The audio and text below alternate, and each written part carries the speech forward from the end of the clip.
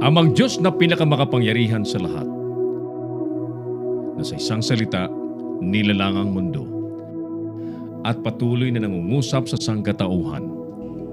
Taos-puso ang aming pasasalamat, kaming mga naglilingkod sa bayan bilang online media broadcasters, mga mobile journalists at 10 ng aming mga kapatid sa pamamahayag.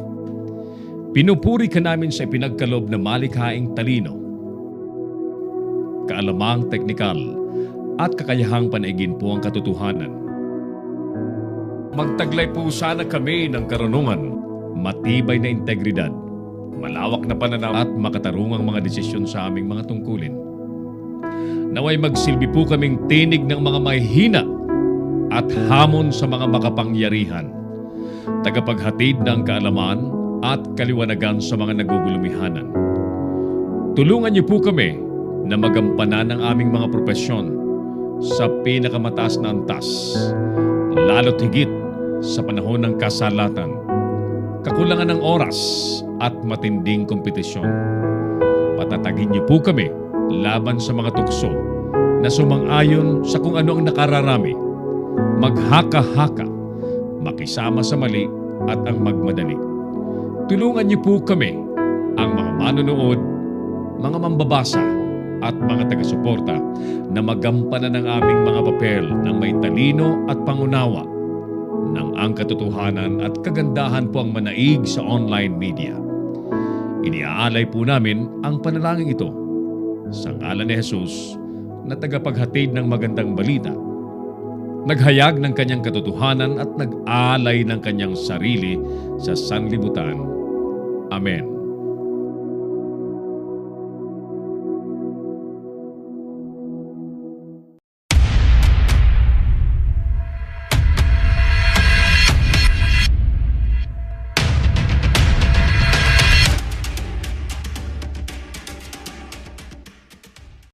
Narito ang mga isyong dapat abangan sa Kamaong Asero. Listahan ng mga pulis na sangkot sa droga ilalabas na anumang araw ni Duterte. Malacanang maglilikha ng Task Force Zero Hunger. Chinese dredging vessel sa Lobo, Batangas legal daw ayon sa militar. Department of Agriculture, release na o inirelease na ang 100 milyong pisong insurance para sa mga magsasakang apektado ng El Nino phenomenon. Pagpatay naman sa dating barangay kapitan sa Iloilo, walang koneksyon daw sa droga. Isyong pinalutang ni DA Secretary Piñol sa mga proyekto sa North Cotabato, ipinaliwanag. Drug den sa Tacloban City nakubkob, 4 katao huli. Daang kilong karne po ng aso sa Nueva Ecija nasabat ng mga otoridad. At singer Mick Jagger ng Rolling Stone magpapaopera sa puso.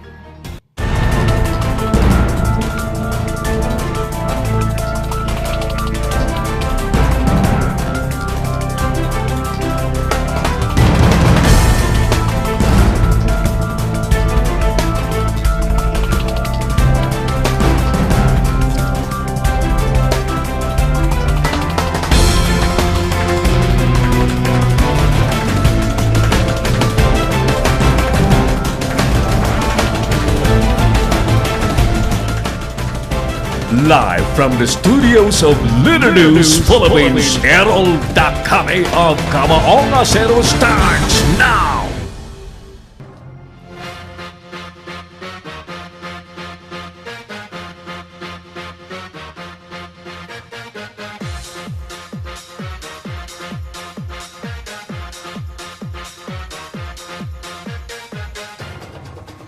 Pagkalat ng kontrobersyal na video ni Jim Paredes ng The Apo Hiking Society, ganti nga ba sa pagiging kritiko niya sa administrasyon?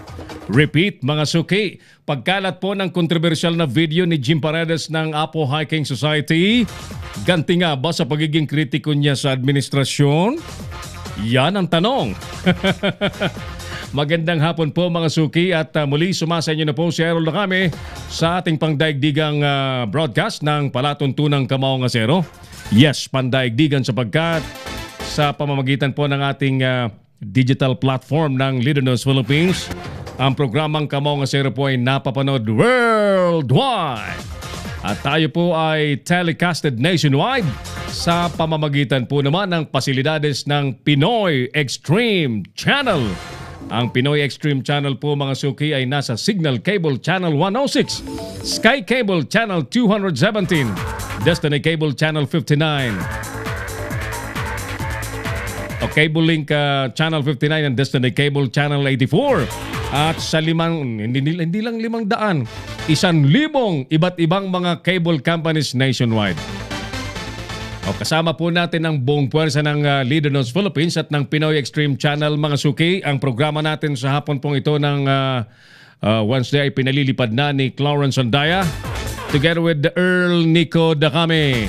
Habang ang ating Operations Head Engineer Oliver Lico ay naka-remote at ang ating Creative Director Mark Anthony Reynoso naka-remote din.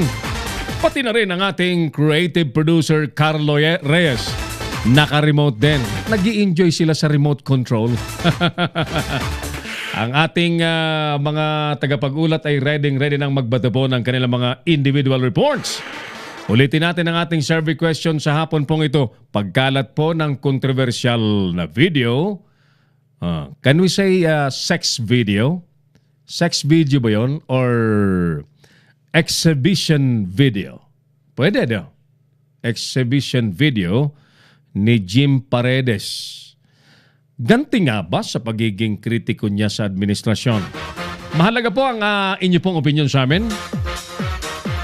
Pabor man, kontra, o anuman pong creative answer is very much welcome sa ating palatuntunan. Bago po ang lahat, iratsada po muna natin ang mga reports mula sa labas ng ating studio.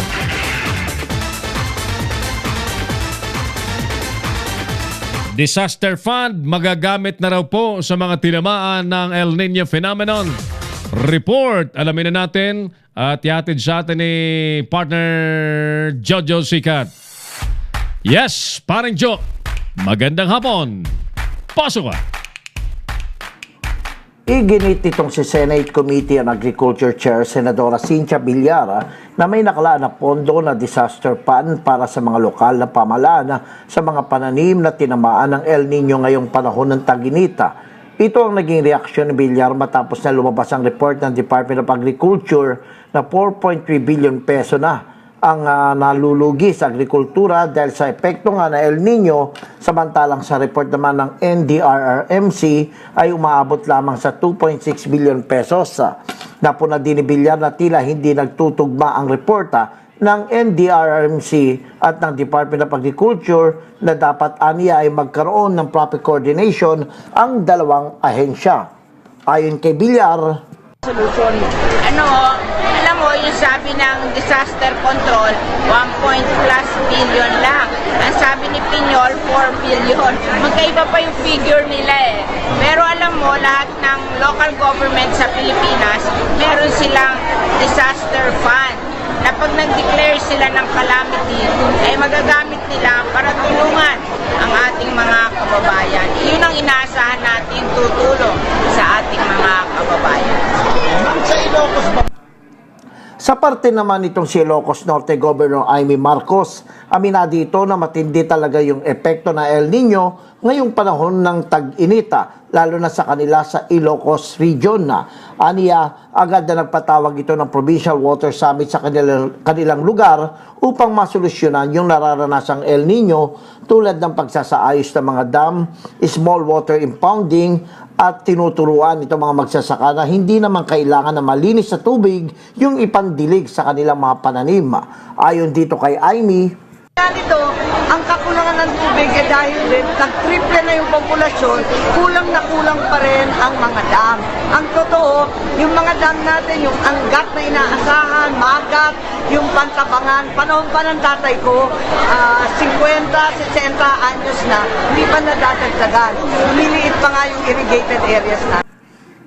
amunado rin itong si Amy na paglaki ng populasyon na sa bansa ay dapat na tinututukan ang mga pagpapatayo ng mga dam. Aniya, simula ng panahon ng kanyang ama na si dating Pangulong Ferdinand Marcos, hindi na nadagdagan itong Angat Dam, Pantabangan Dam at itong Magat Dam na posibleng kulangin sa supply ng tubig dahil sa paglobo nga ng populasyon.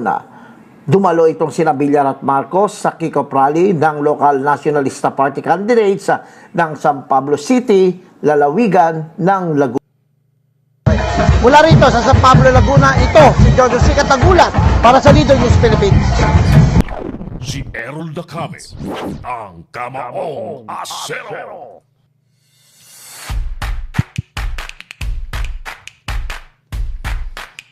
Thank you, paring Jojo Sikat. Nakasubaybay pa rin sa senatorial sorties ng Nationalista Party at ng ano ba yan? Pinagsamang mga partido yan eh. Halo-halo party. Yan. Sarap yan. Halo-halo eh. Tag-init ngayon. Isa pang report bago natin papasukin ang mga nais sumagot sa atin. Ba't ganito ang aking ano? Bakit ganito yung aking monitor? Yan. Okay na. Yan. Okay. Isa pang report mga suki. Politika daw sa bansa muling napatunayang nagdudulot ng pagkasira ng pamilya. Nako, parang alam ko na kung saan yan. Alamin natin ang balitang binantayan ni paring Boyet Guillermo dyan sa lungsod ng Makati. Yes, paring Boyet, magandang hapon. Pasok ka. Muling napatunayan ng politika sa bansa ay masasabing parang isang kalawak na sumisira sa magandang pagsasama ng isang pamilya. Kahit sa isang pangkaraniwang pamilya, nagkakaiba ng opinyon at paniniwala kung sino ang susuportahang kandidato sa pagdating ng eleksyon. Kaya't dito nananaig ang pagkakahati-hati ng pamilya dahil sa politika. Sa Makati City na isang maunlad na lungsod kung saan kabahagi sa pagsusulong ng kaunlaran nito ang mga politiko at pamilya Binay, kung saan ang unang naging mayor ng lungsod ay si Jojo Binay na dating vice presidente. Sumunod ang may bahay nito na si Elenita Binay, mga anak na sina Junjun at Abi Binay. Sa pagkakasunod nga ng kanilang panunungkulan, itinuturing itong isang political dynasty. Ganun pa man, sa darating na 2019 May 13 election, hati ngayon ang mamayan ng Makati dahil sa magkatunggali ngayon sa eleksyon ang dalawang miyembro ng pamilya Binay sa pagka-mayor ng lungsod. Sila ay sina Junjun Binay at incumbent Mayor Abi Binay. Sa proclamation rally ni Junjun Binay, wala ang amang si Jojo at inang si Elenita Binay. Ang tanging nandoon lamang at nagpakilala sa kanya at nag-endorso ay si Senator Nancy at kapatid na si Ann Binay. Makati, Mayor Junjun Binay. Siya ho yung mayor na hindi nyo maiilang nalapitan at hingan ng tulong. Mga mahal kong taga Makati, ang aking kapatid, kilala nating lahat na mabait, tunay at tapat magserbisyo. Sa amin po, siya talaga ang aral pagdating mo dun sa serbisyong Binay na sinimulan ng aking ama. Sa speech ng magkakapatid na sina Ann, Nancy at Junjun Binay, puro pasaring sa kasalukuyang administrasyon ng lungsod ng Makati ang laman ng kani-kanilang mga talumpati. Sa inyong lahat, ako po si Ann, ang hindi mo nakakakilala sa akin. Ako na lang po ang wala po sa politics. Pero po bago tayo nag-umpisa, ang sabi mo nung iba doon, kamukha ko daw po si hindi po ako yun. Ay tama po, mas maganda ako doon, mas mabait ako at hindi po ako. Dahil ikaw sa atin ang maghangad ng komportable at malayang pamumuhay. Yung walang tinitingalang boss na kailangang pakinggan o pagsilbihan. Ito naman ang susunod kong katanungan. Kumbaga, follow-up question natin.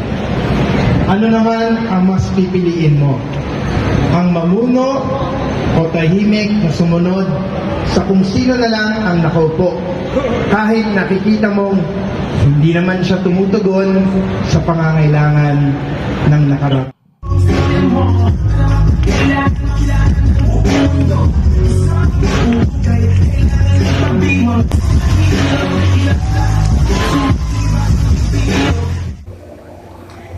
Isa-isa namang nakilala ng mga taga Makati ang buong membro ng line-up ni Junjun Binay sa isinagawang proclamation rally. Samantala sa pangangampanyang ginawa ng incumbent mayor na si Abby Binay, kasama niya ang amang si dating Vice President Jejomar Binay, patunay ito na ibinigay sa incumbent mayor ng lungsod ang kanyang suporta. Live mula sa Makati City, Boyet Guillermo, Leader News Philippines. Si Errol Dacame, ang Kamaong Asero.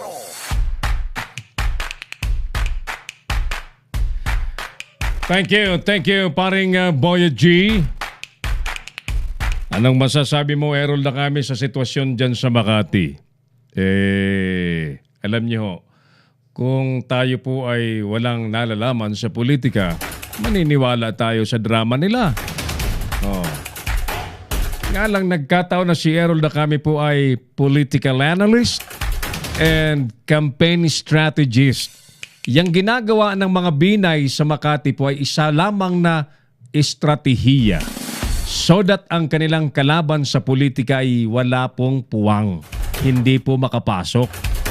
Pag hindi po nakapasok, hindi po makakasingit. Pag hindi nakasingit, hindi makaka-score. Therefore, Binay noon, Binay ngayon, Binay pa rin. Ganon lang yun mga suki. So, simple, strategy. At ito namang mga taga Makati, hoy, kayo mga taga Makati, bahala nga kayo, naaliw lang kayo. Naaliw sila.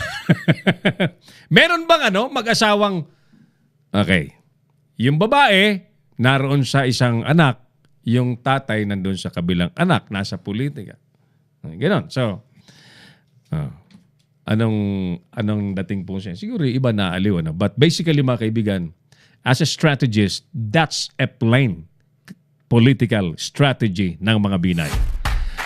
Ulitin natin yung ating survey question, mga suki. Pagkalat po ng controversial na video ni Jim Paredes ng The Apo Hiking Society, ganti nga ba sa pagiging kritiko niya sa administrasyon? Meron po tayong special na bisita sa hapon pong ito sa ating studio ng Leader News Philippines. At tayo po'y nagagalak sapagkat when I say special, hindi po siya ordinaryong tao. Malamang ang itsura niya pa ay parang ordinaryong tao, but hindi po siya ordinaryong tao. He is a pastor, mga kaibigan. At hindi lang siya isang pastor, kundi nasa media din. So, natutuwa ako at binisita kami rito ni Clarence, ni Nico. Makasama natin kahit ilang saglit. At may meeting pa raw siya. Nakalasing ko. 10 minutes to go. Alright, mga kaibigan. Live sa studio natin, Pastor Edward Eugenio. Sir, welcome po sa studios ng Leader News Philippines. Hello. Sir, pleasure to have you, Pastor. Yes, thank you very much for having me. At magandang hapon din sa inyo, mga televiewers. Napanood mo yung video ni Jim? Opo. Napanood mo? Opo. Okay, now. Total napanood mo mangyari, kumalat, pinag-usapan, sari-saring reaksyon. So, itanong na natin sa ating mga kababayan. Total, pinag-uusapan. Kami po hindi naman nakikisakay lang. But we have to thresh some issues. Tama. Yun ang aming pakay dito. Thresh some issues. Sinasabi kasi na kritiko si Jim Paredes at nagbubunyi naman yung mga kakampi naman ng administrasyon. Kasi eto na!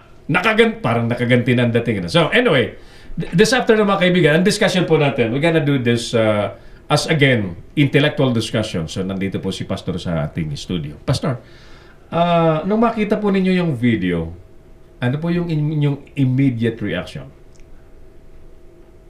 Take note, si Jim Paredes po ay kilala po siyang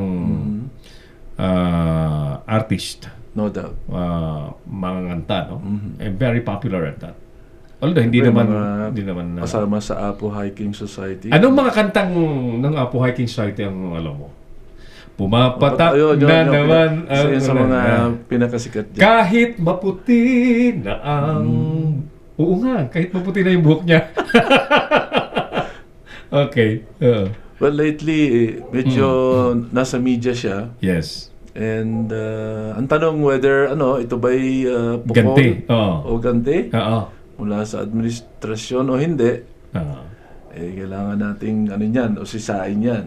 Hindi natin malalagyan ng kumbaga period na yun na nga. Apo. Para sa akin lang, siyempre nakakalungkot na May nagkaroon ng garong issue. Apo. I hope na bigyan nila ng pagkakataon si Paredes na magsalita naman on his behalf, na hindi lang ganong pinag-uusapan sa publiko. Pagkakataon na siya'y marinig at madepensa niya yung sarili niya. Safe answer. Hindi naman, well, palagay ko naman, although, on the other hand, speaking of Jim and the administration, na mukhang hina-highlight nila dito sa nangyaring ito, bigyan din ng pagkakataon ng administration Agree. Ang reaction po, alam mo ba ang reaction, Pastor, ng PNP? They are willing to help. Investigate as to who are the responsible people na nagpakalat ng video. Kasi meron po tayong tinatawag na cyber crime law. Correct. Na it involves mga ganong acts. Correct. Pwede kang kasuhan. Tama. Private video, tapos bigla mong ipakakalat ng intention ay ipahiya ang tao. Tama. Apo. So, and if I know, meron yung sistema sila ngayon para ma-determine kung saan ang galing yung transmission na yan. Yes. So that investigation, I'm sure, will include those things na alam na nilang gawin. At sa tingin ko, malalaman niya. May mga nagdumidepensa naman, Clarence, Pastor, kay singer Jim Paredes. Yung mga tipong, bakit nyo, masama, lalaki? Bakit? Sino ba lalaki ang hindi nagaganyan? Mga ganun. Yung mga sari-saring reaction, Pastor, hindi naman natin mapigil yung mga kababayan natin. Ang masasabi lang natin siguro, yung taste ng taong bakit yun pa ang gusto niyang... Pastime. I mean, I'm not talking about Jim here. Yeah. But the person who showed that in public, who, anong taste niya? Ano pang gusto niyang gawin? Yeah. So, it doesn't even bear public interest. Correct. Public, yayaman ba ang taong hindi bayan? makakatulong dyan. Kahit saan Oo.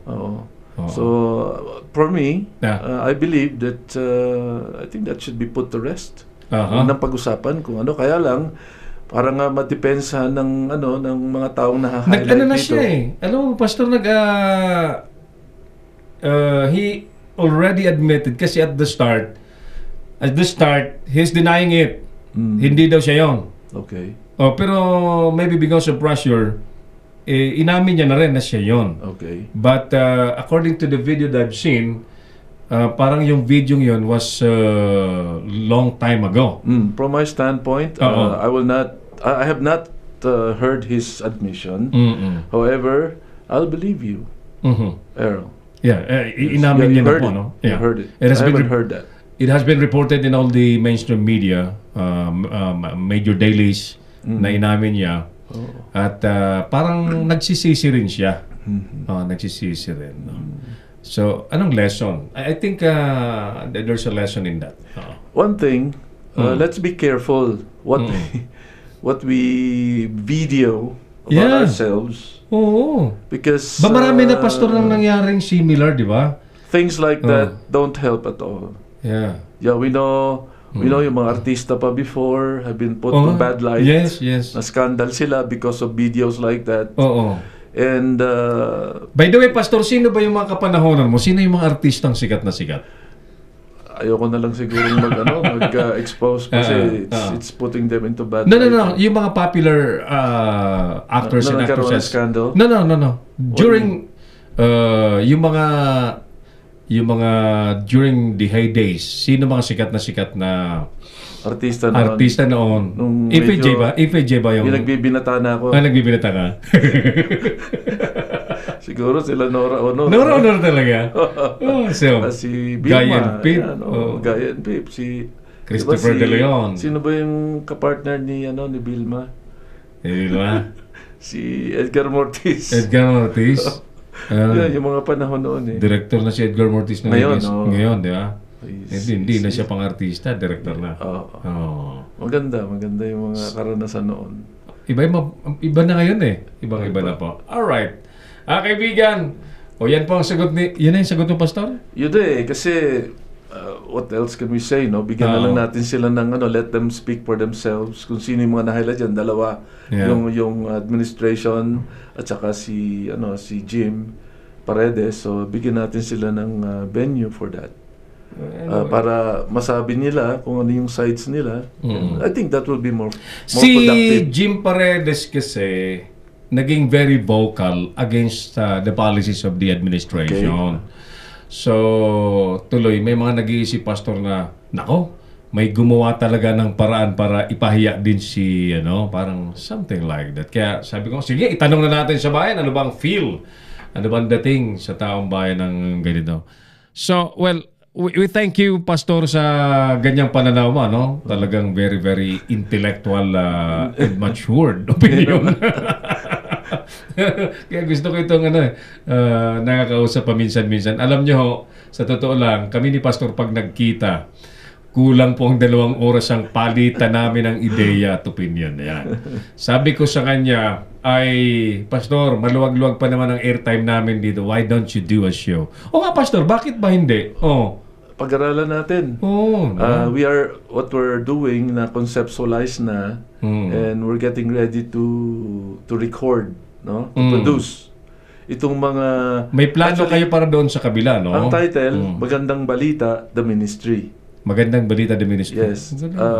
Pwede ko ba banggitin yung station? Via Light TV. Light TV, mga kaibigan natin yan. Kay Eddie Villanueva. Yes. Actually, ang Light TV tsaka ang Leader News Philippines, Pastor, we are both awardees sa katatapos na WCA Awards. Wow, that's great. World Council Awards of Excellence. I just heard nga, Light TV got an award. Yeah. And I didn't know that you did too. Congratulations. Kami ang napunta sa amin, Consumer Choice Awards 2019 and Most Outstanding Social Media Television Network of the Year. That's something. That's something. Well, thank you. If you think we deserve that. Yes, I believe so. Thank you. Knowing you. In your, way of presenting yourself, I believe you deserve that. Nagbablush ako, Pastor. Nagbablush ako. Well, you deserve that. Kami po ay wala kaming intention na magpaglamor. Ang sa amin po ay mananatili po kaming tapat sa aming tungkulin bilang factual, truthful, and objective journalist. Of course, sa dulos po niyan ay being fair and being balanced all the time kasi yun ang totoong espiritu ng... Tsaka i-bless ka ng Panginoon pag ganyan ang pananaw mo. Dahil you are not putting down one at the expense of another or vice versa. Tama po. Oo. Although mahirap talaga siya, no? Talagang may puti at may itim, no? Tama rin yun. But we just have to tell, puti. Sabi nga, you don't have to take sides all the time. Yeah. However, you defend the truth. The truth. Whatever the truth says, you defend it. And it doesn't matter whether you take sides or not. Or shall I say, I said it wrongly, but it matters whether you take sides or not. But if you are going to take sides, make sure that you're upholding the truth. Kasi minsan ganito, you cannot help it. But yung truth napunta dun sa partidong hindi mo ina-uphold. Yung partidong yung baga so just for the sake of against ka, saying something against, katotohanan naman pala. It favors the one you are not upholding. So it makes a difference, di ba? Sa pananaw mo. Sa professional journalism, Pastor, you just have to report the truth, the news, the truth as it is. Correct. I see that. Without insinuating your opinion, without persuasion of your personal perspective. Kung anong balita, yun. Since my time is up, may I just share Ayaw a nga few... magkape ni Pastor, inaalok ko ng kape, may meeting para siya. Pastor, I appreciate that. I thank you so much. Parang gusto mo mag-share ng konting... quickly lang. Quickly. At bago tayo mag-break, sige, Okay. bago tayo break. Quickly, I'm really happy na God is everywhere. Yeah. He's here with us here now. Yeah. And so far, nakikita ko, nabe-bless ako sa mga naririnig ko, na mga na-share nyo, at saka yung mga nakita ko sa video. I believe that God is here to really, His presence is everywhere. Oh, thank We know that. It's a fact. Thank you. And what He does is He keeps us guided. Yeah. He keeps us empowered, to do the right thing, to obey Him. Yes. He keeps us protected, Yeah. and He keeps us provided in every Yes. area Amen. of our lives. So that kahit saan tayo pumunta, doon siya, Yeah. ano bang kailangan natin, meron tayo. With Him, everything is possible. Amen. Amen. So, purihin ng Panginoon sa pagkakataong ito na binigay mo sa akin. Hallelujah. Brother Errol, purihin ng Panginoon at sa aming mga televiewers or sa ating televiewers, and I'm here now because Yes. kaya ako inaatin. Well, I'm inviting you. I'm here now, so purihin ng Panginoon sapagkat nariyan kayo dahil itong programang ito ay tingin ko napakaganda at ina-uphold nila ang katotohanan para sa lahat ng taong bayan. Dalangin ko na sana i-uphold nyo itong program na to, ipag-pray nyo upang lalo pang maging malaganap. Salamat po. Alam nyo na international ito, pero higit sa lahat, syempre, tayong mga taong bayang Pilipino, kailangan natin namang ganitong mga programa. Thank you. Upang ang katotohanan ay maitaas, at in the end, of course, God will be happy, and yung katotohanan itinataas will bless the whole Filipino nation for the glory of God. So, Amen. salamat sa pag-bear niyo sa akin dito for inviting me, Errol. Abangan namin yung magandang balita. Sige. Yung magandang balita, the ministry. The ministry. If you decide so na makakatulong itong Little News Philippines, Pastor, sa inyo. Definitely, I'll get in touch with you as soon as I can. You're much welcome here, Pastor. Thank you very much. Thank you. God bless. God bless. Mga kaibigan, magbabalik po kami. Samantala, pagkalat po ng kontrobersyal na video ni Jim Paredes ng The Apo Hiking Society, ganti nga ba sa pagiging kritiko niya sa administrasyon? Balikan ko po kayo mga suki pagkalipas po ng ilang importanteng paalala. Magbabalik si Errol Nakame sa Kamaong Asero. Bring your business over 1 million TV or online. Reach your target customers anytime, anywhere. Your brand on TV or on the web. Get more customers and grow your business. Advertise now.